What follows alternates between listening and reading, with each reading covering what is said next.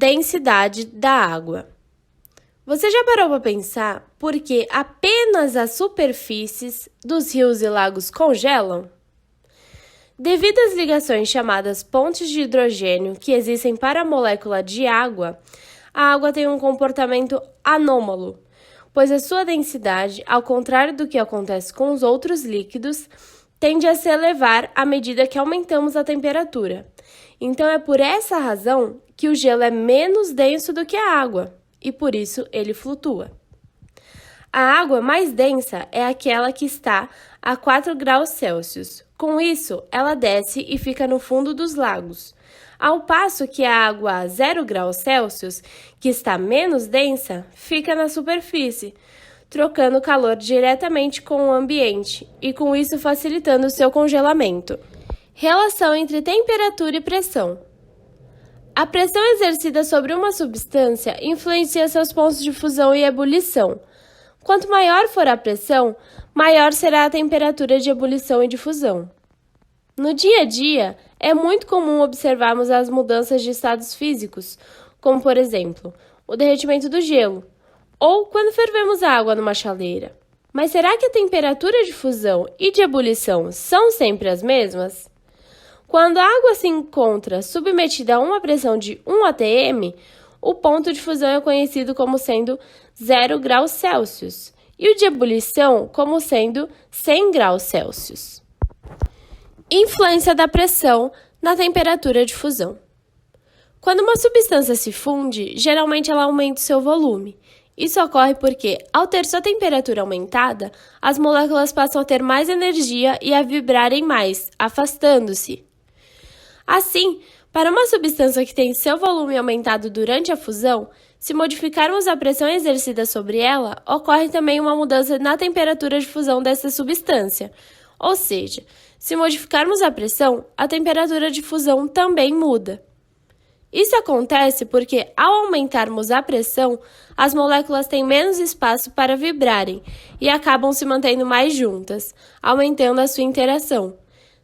Dessa maneira, é preciso mais energia e um maior aumento de temperatura para afastá-las o suficiente para que ocorra a mudança de estado. Comportamento anômalo da água. Algumas substâncias, entre elas a água, fogem do comportamento geral, pois diminuem de volume ao fundirem. Portanto, o volume de um cubo de gelo diminui quando ele é transformado em água. Assim, para essas substâncias, inclusive a água, quando aumentamos a pressão, a temperatura de fusão diminui. A água, por exemplo, tem a sua temperatura de fusão em 0 graus Celsius, a 1 atm. Mas se elevarmos a pressão, o gelo se fundirá a uma temperatura inferior a 0 graus Celsius e, consequentemente, se diminuirmos a pressão, ele se fundirá a uma temperatura superior a 0 graus Celsius. Outro exemplo para esse fenômeno é a patinação no gelo.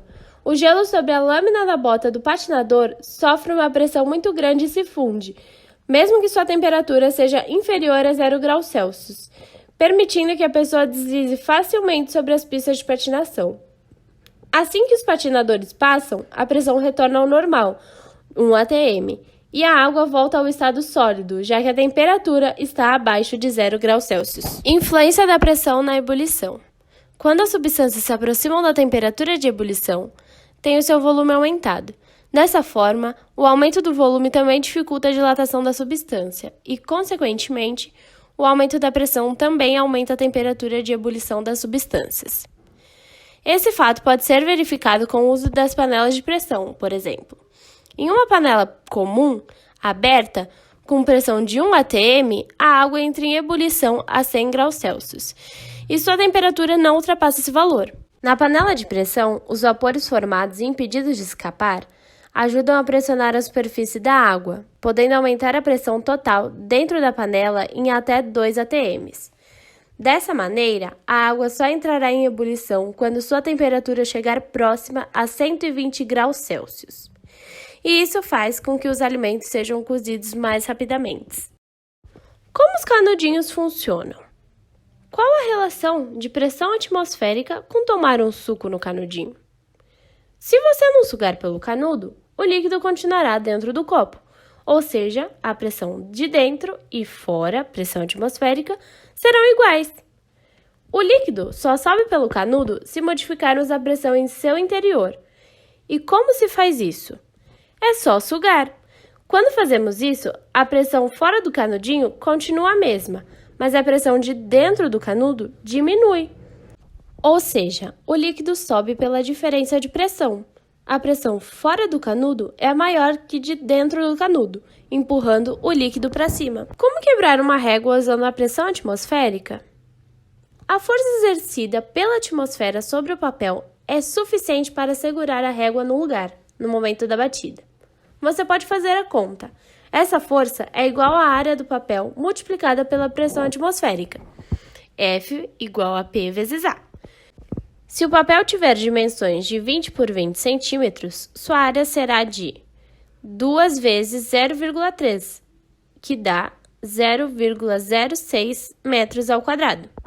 A pressão atmosférica é de 1,01 vezes 10 elevado à quinta PA ou Newton por metro quadrado. A força será de 1,01 vezes a 10 elevado à quinta vezes 0,06, e o resultado dá 6.079,5 newtons ou 607,9 quilogramas. Experimento sobre a pressão atmosférica. As medidas da pressão do ar na superfície terrestre refletem a quantidade de ar acima de nós. Se a pressão atmosférica cai, é sinal de que há menos ar acima de nós. Se a pressão aumenta, existe mais ar. Uma vez fechada no interior do copo, a vela consome todo o oxigênio disponível antes de apagar.